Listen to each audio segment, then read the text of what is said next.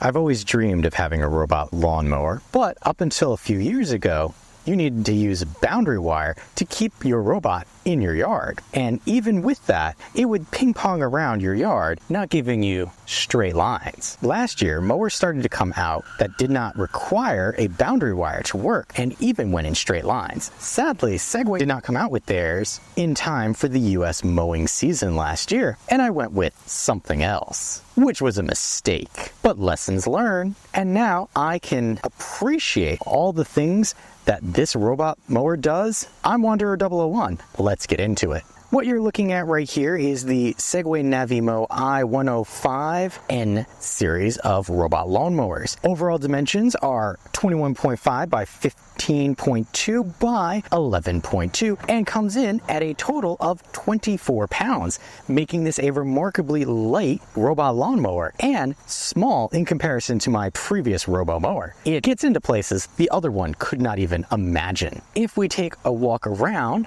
the robot mower, right here on the front, you're going to see this is their vision fence technology. This is actually a camera, and then right across here, this is an LED light strip because, one, if you're going to run this at night, it needs to see where it's going and light its way. But it also lets you know where it is. So does this, but we'll talk about that a little later. Backing it up a little bit, there is no bump sensor on this at all. You are relying completely on this camera up front. But the other thing that we have up front is this here. This is actually the charge port for this lawnmower. And let me tell you something. I learned a very valuable lesson about charge ports with the other robot lawnmower that I had, in that it was horrible. This design where you have a ingress where something meets another thing, trying to figure out a way to do that without being lewd, and then have your charge ports down here out of the way, and then the underside of that rod, shall we say, that this intersects with, prevents it from getting wet,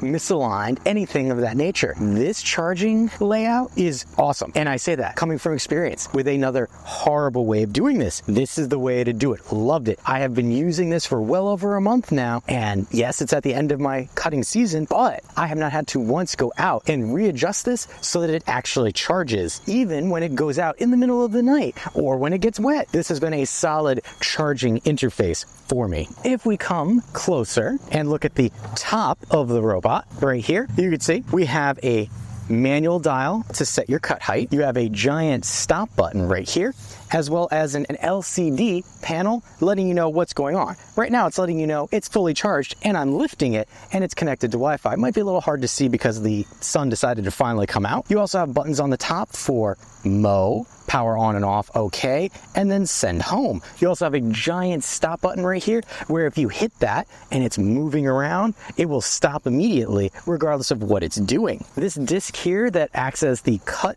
adjuster as well has this giant LED light around it that was red when I lifted it and then flashed yellow, as you can see here, as it's reestablishing itself as being in a safe position. If we bring things around to the side again, we could see the giant kind of TPU material wheels. We're going to call that rubberized plastic. You can see it's got some scratches on it because I brought it really close to rocks and things of that nature. But the actual aggressiveness of these wheels is nice, but not detrimental to your yard, as competitors have done to my yard, making divots into my yard because of how aggressive and speedy the wheels were. This, it goes along at a demure speed and has notches that make it so that it can maneuver, but it doesn't hurt your lawn, which is the important part. And you might notice the orientation. You might think that this is going to go that way. No, this pulls the robot mower forward as opposed to pushing, as you might see with some others, which is an interesting feature, but has been working out great for this robot mower. And yes, you might see it's a little dirty, but I left it like that so you would know that I actually used this before doing this review. If we bring the mower back and flip it upside down here, right up here, there are some grab handles, only on the front though, sadly, nothing on the back. Here we have our cutting wheel and deck. You can adjust the cut deck from 2 inches up to 3.6 and has a width of 7.1 inches. And you'll notice that it does have spinning blades. And yes, sometimes they can get frozen up if they get some grass in there, so make sure you get in there and clean that fairly regularly. But you'll also notice on either side of the cutting deck where little hands or your hands can get in there, they have this cover to prevent you from actually getting too close and touching that. At the back of it, you have two large caster wheels, which help it roll along. And I will say, yes, there is some grass and dirt that got stuck in there. I do have to kind of clean this out, but you can see adjustable, bounces up and down, spins very nicely, no problems there.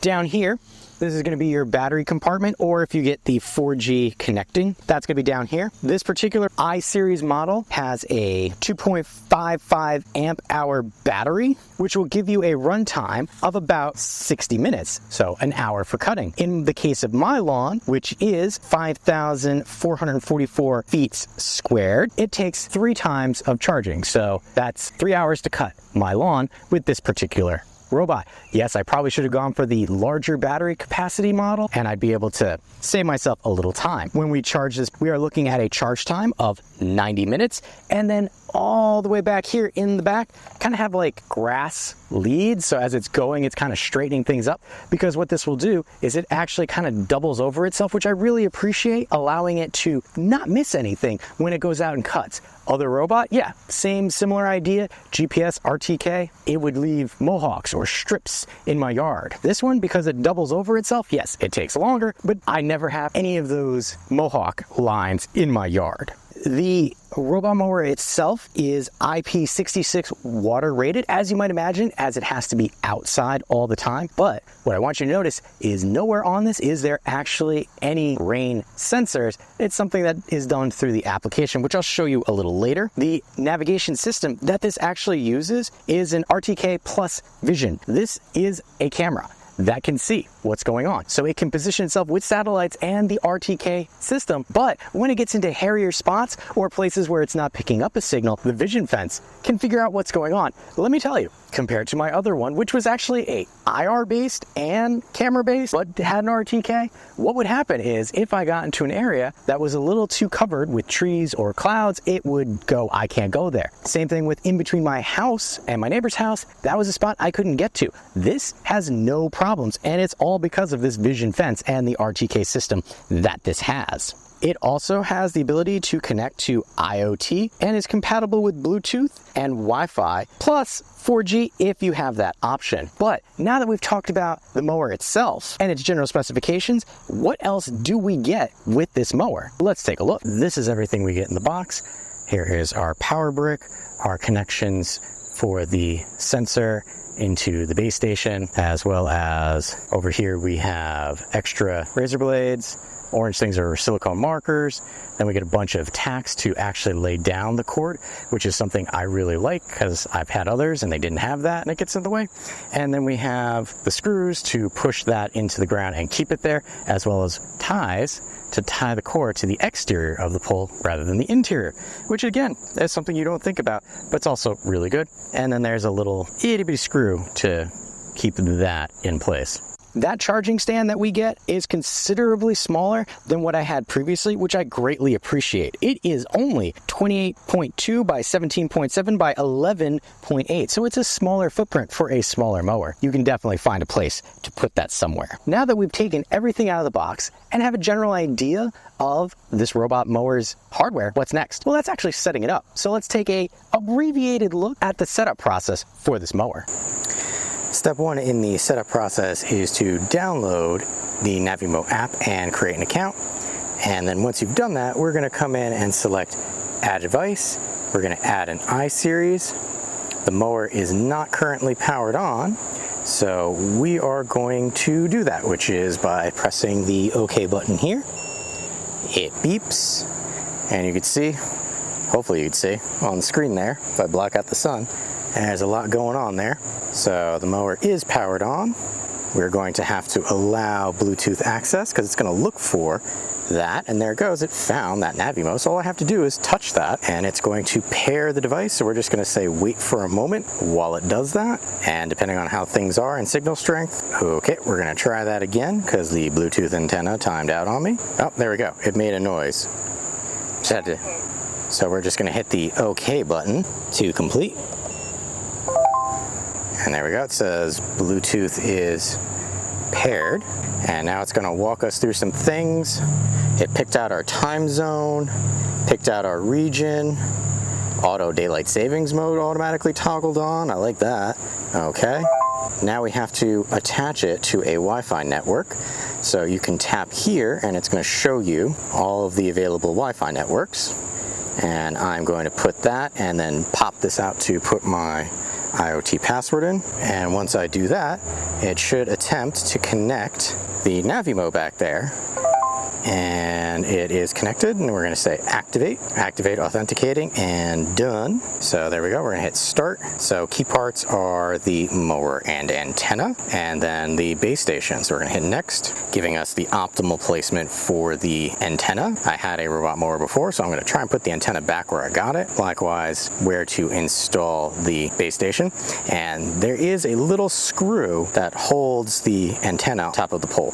So remember to screw that in, and then you can strap down the pole, and that's giving you A to B, B to A, how to install, and then plug into power, and then charging station will give you these codes. So what we're going to do is we're going to work on that pole assembly first. Okay, the next step here is after we get everything hooked up, the top of the base station or charging station will let us know how our signal strength is. So we have to plug things in to find out. So we're going to go do that. All right, hopefully you saw that while I was standing there, but blue means that signal strength is good, so we're gonna hit next, and we are supposed to push the mower onto the charging station now. So for those, if this is your first time, this is marking yellow right now. I don't know if you can see that, but the front of the mower is actually the fatter portion. But what I'm gonna do now, even though the directions didn't tell me, before I push that on there, I'm gonna pin that down, because that really should come next. And we're gonna pin that down using the included hex key and screws. We're gonna push them up.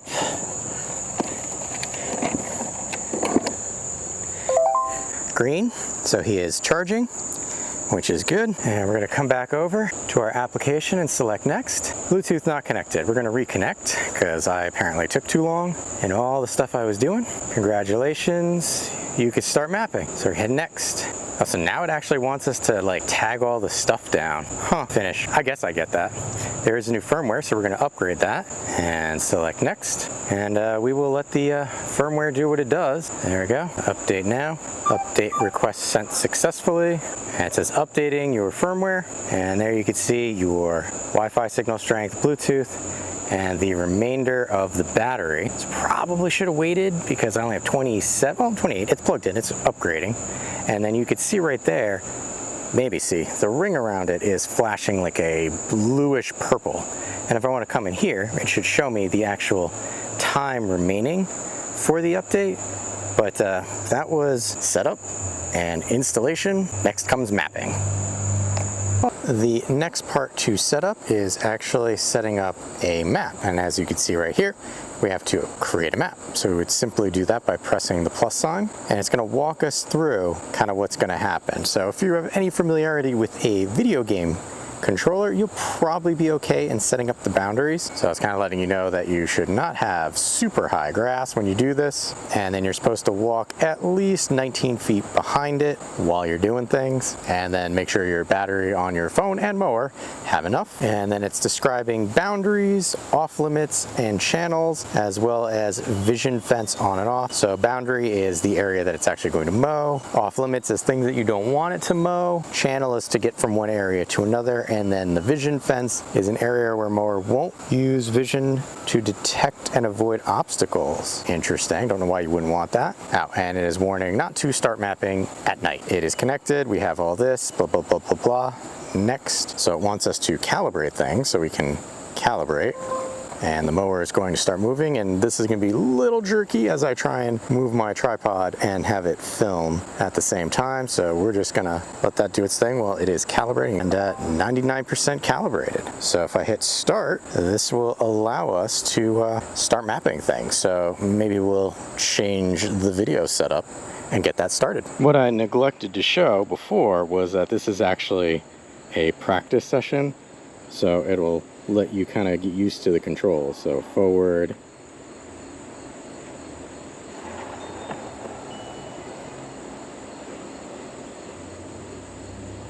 it is rather quick, which is nice for the straightaways, and you can do left and right turn in play. So it is pretty peppy. And then it wants us to get ready to start mapping. So here it's walking us through boundaries, start mapping, erasure, so it's kind of showing us all of that, standard boundary, ride boundary, so that's going to be if you have stuff that's really close to the edge.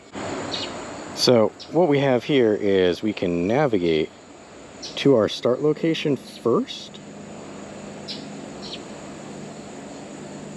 and then tell it we want to start mapping. So hypothetically, there's that, so I'm going to say this is my start position, and then I can say reach start position. It kind of knows where it is, and then we can take off.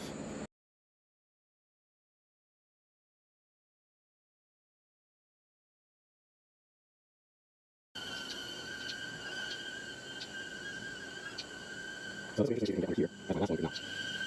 That's kind of straight away, so do that. And come over here. And we're going to come up this way.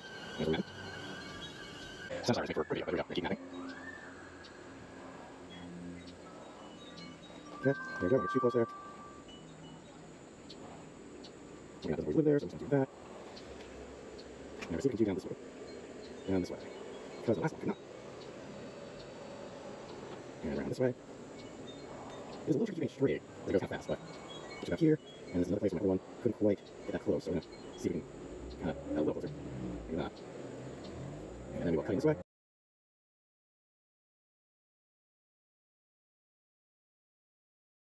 Check around over here. There you go, circle.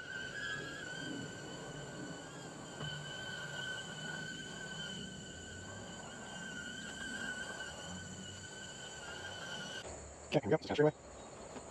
Not making less straightaway. Okay. So we're just going to erase that bit so that we can redo it, because we bumped something and it knows we did.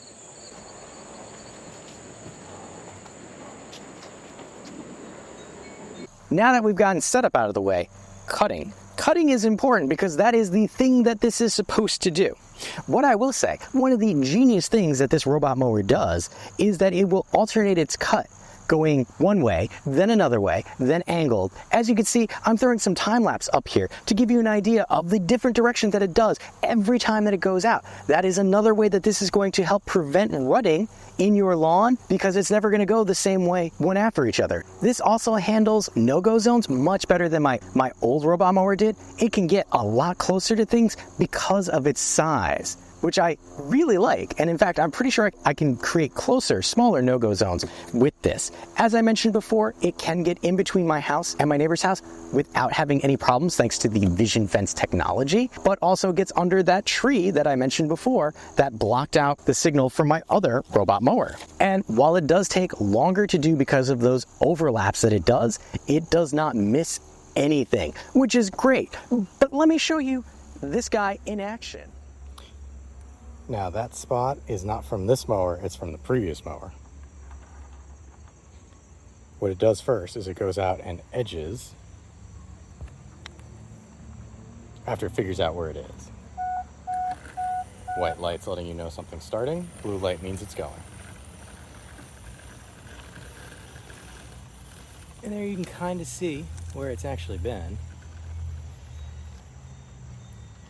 And this will bring it over into the neighbor's yard. I'll bring it back around once it...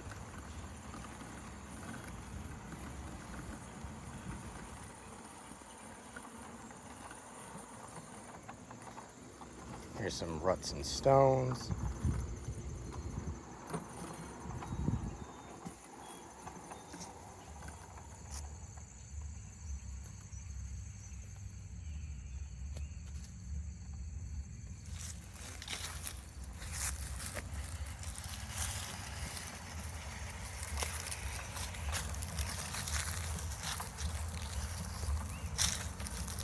Kind of an example of the lines. Might be a little hard to see. If I come over this way, the neighbor's yard's kind of in the shade, so you can kind of see the lines that it does, and my other neighbor's down there yelling. But this shows the lines, and if I swing back over this way, again, kind of showing that it's cutting right there. So what we're gonna do is we're gonna pull this up and try and do this to give an example of the ruddiness, so to speak, of my backyard. There's hills, little mounds. It's not completely even. And out here, you should be able to see the robot lawnmower kind of looks like it's going up a little bit.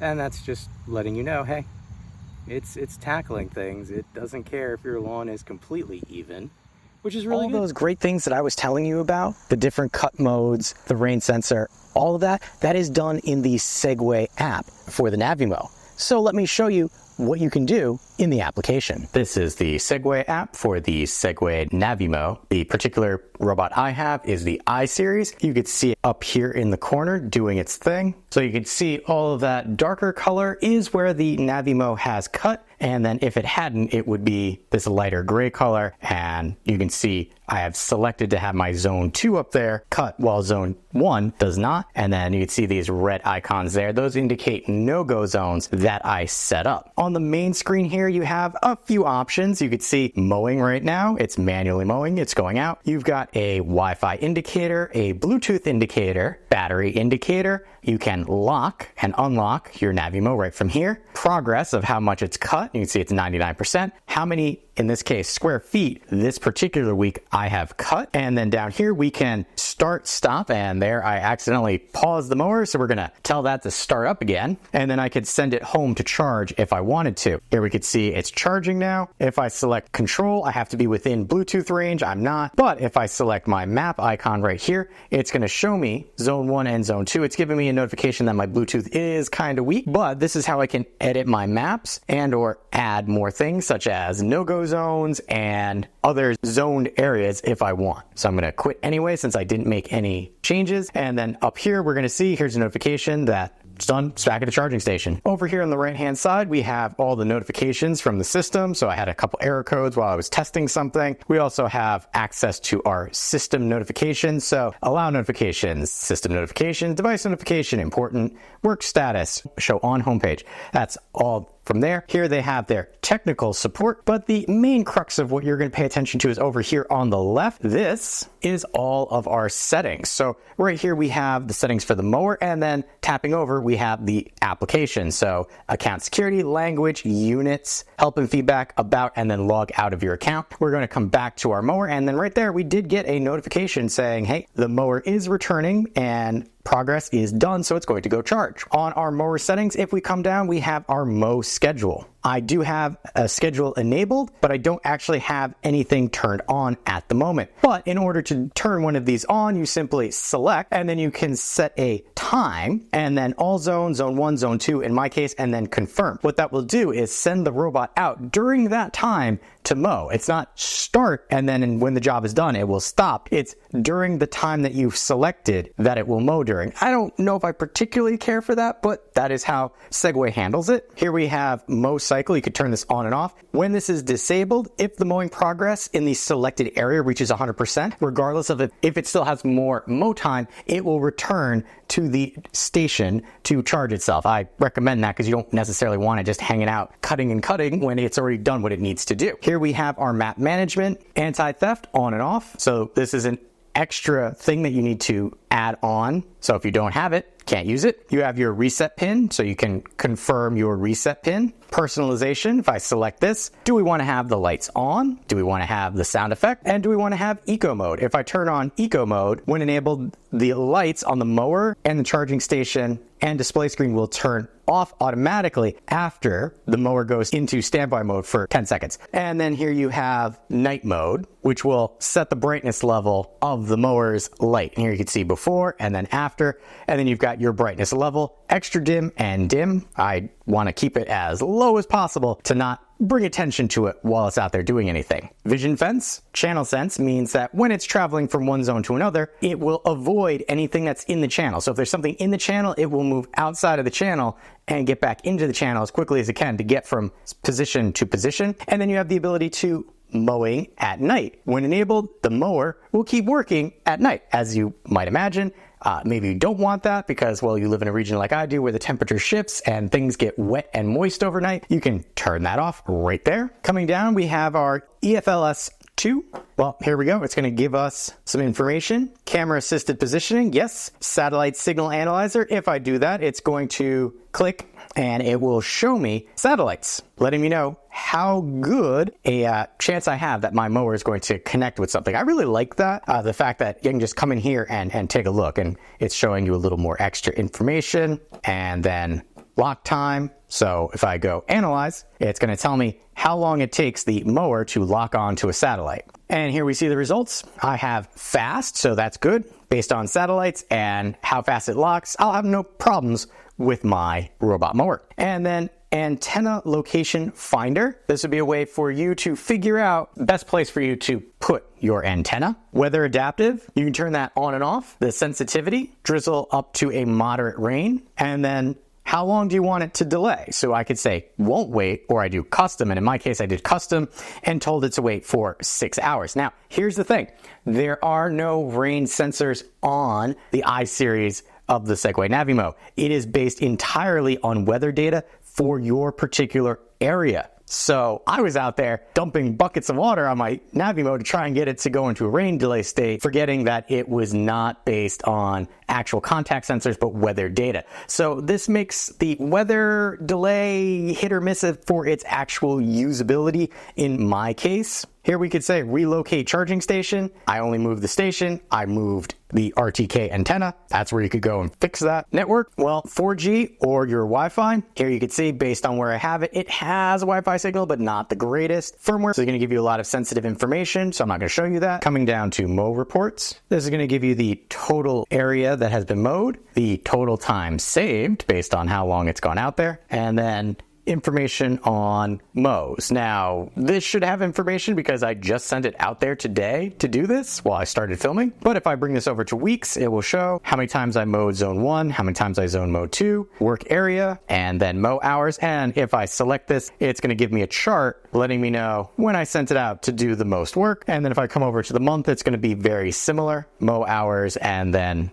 locations. I do wish that if I clicked on this, it would bring up a calendar rather than having me pick out the day. But that's splitting hairs. Parts and maintenance, I like this too because here I can see exactly how long the blade life is based on 24 hours remaining. They're at 30%. And then chassis parts, which is pretty much like, hey, you should go out and clean the sensors and everything. And I can say cleaning done and the timer will start over. Here you can see I've used it for equivalent of 56 hours. And same thing with the blades. So there's 24 hours remaining before it recommends changing the blades. Coming down, we have more settings. So I've got basic info right here. If I select this, it's going to give me personal information. So we're staying out of there. Time zone. Here is my time, location, and then auto daylight savings. And then I can unbind the device if I ever give this to somebody. Here we have device sharing, which I can share the device and then switch and or add a device. So I can add a device from here, and we're going to come back to the front because that's everything that we can do for the Navimow I series using the Navimow app. Now that we have software out of the way, what's next? Well,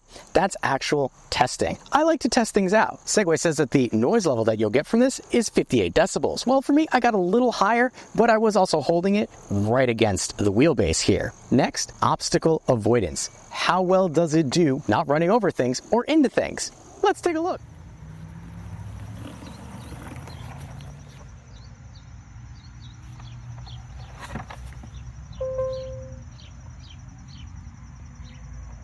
I'm back to work as soon as I put it down.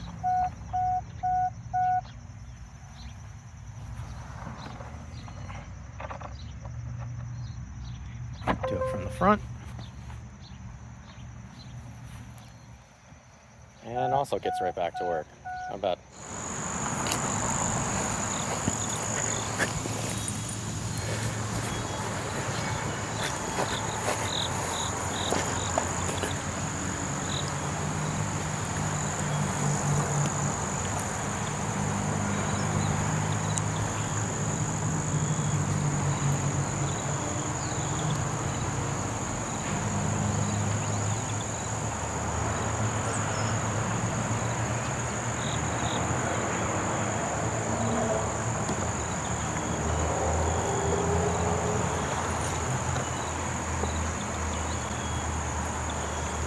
we'll give it another shot.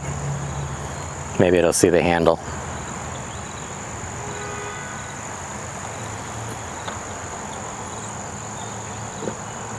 It did not. Glove.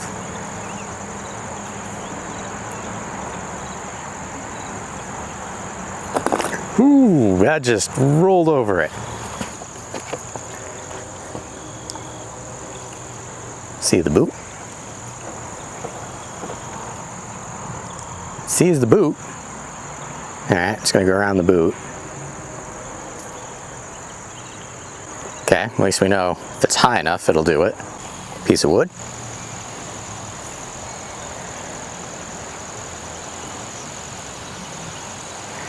Alright, realizes that's there. So high enough again. As it tries to figure out what to do. Wood's still in the way. So now it's just getting ticked off with me. I think I know how this one's gonna go, but rake.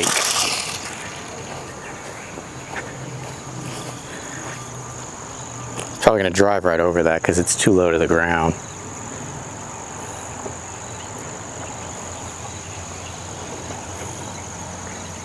Yep. Right over it. And now it's dragging it.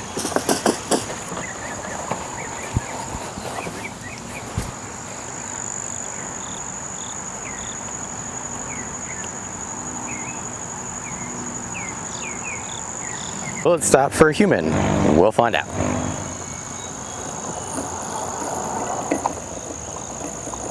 Came up really close before it figured out it couldn't get through me. But it did stop and didn't hit me.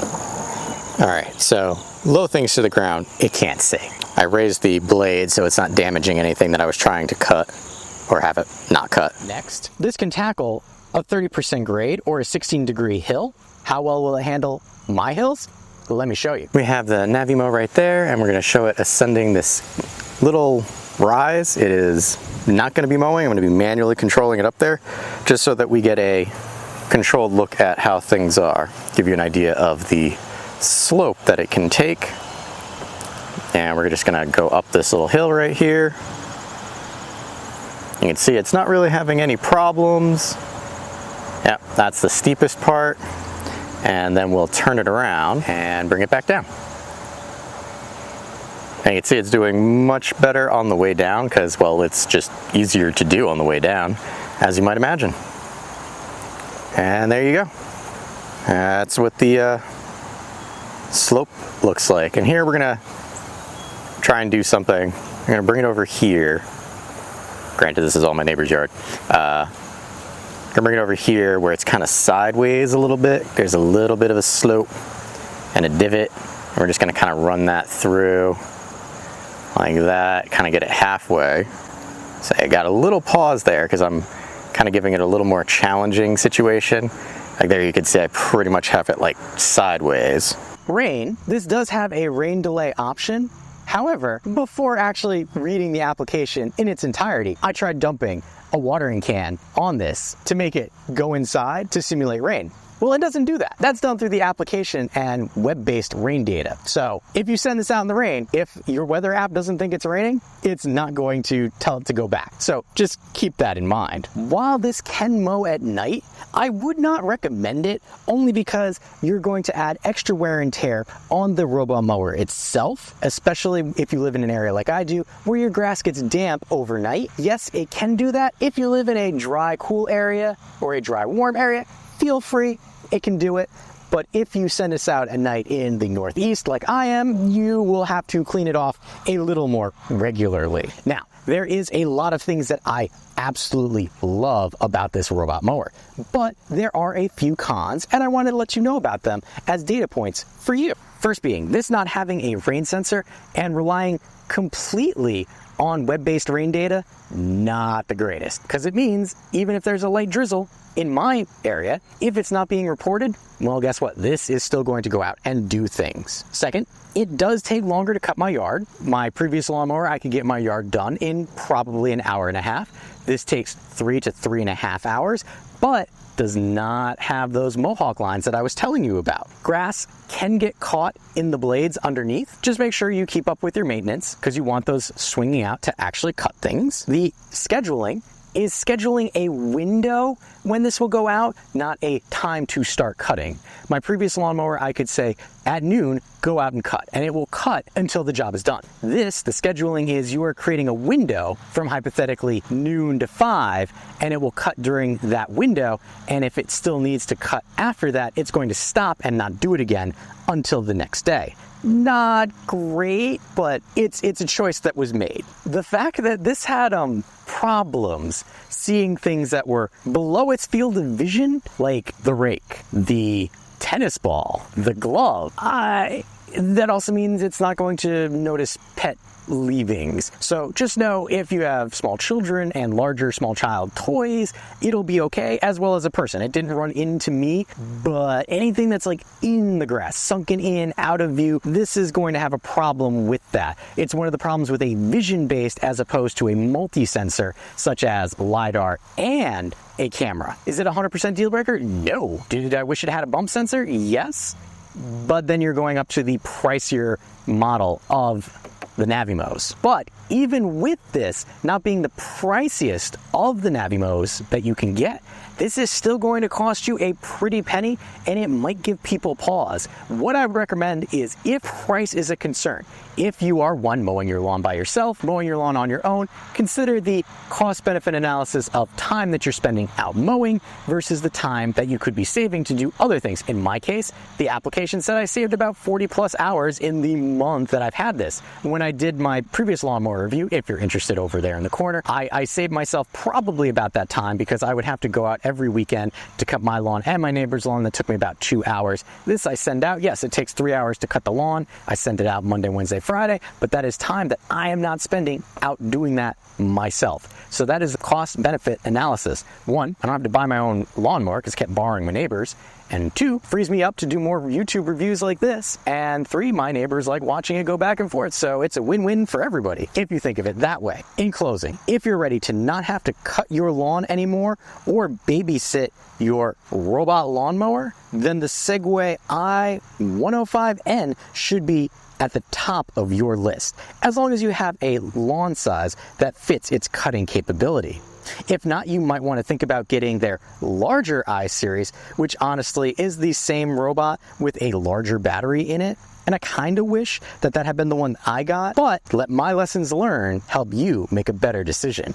Because of all that, I can strongly recommend the Segway i-Series robot mower. If this sounds like the robot lawnmower that you've been looking for, I will have a link where you can pick one up for yourself in the description area below. If you appreciate the time and effort that goes into making comprehensive videos like this, make sure to hit that like button to help other people find the video as well. If you like what I'm doing here and want to be notified of my next review, hit that subscribe button. Still not sure if this is the right mower for you? On screen now, you'll see 2 other reviews that I've done to help you make a more informed decision for yourself.